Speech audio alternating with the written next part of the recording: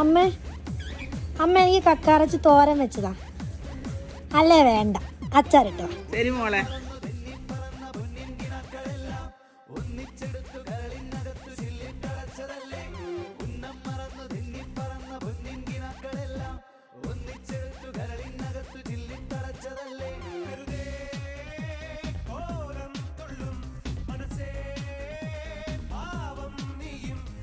മോളെ മാളു കക്കാറച്ചി അച്ചാർ.